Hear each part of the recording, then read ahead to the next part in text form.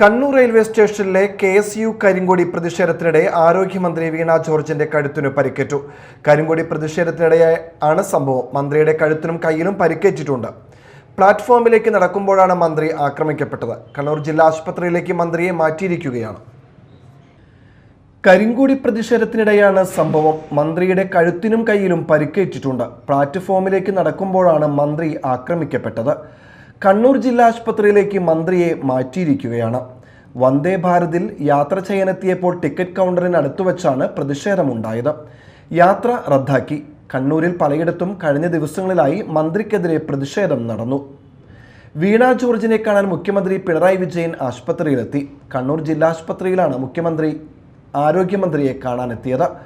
വീണ ജോർജിനെതിരെ കണ്ണൂരിലുണ്ടായ KSU ആക്രമണം കോൺഗ്രസിന്റെ ഹീന രാഷ്ട്രീയമാണെന്ന് മുഖ്യമന്ത്രി പിണറായി വിജയൻ പറഞ്ഞു.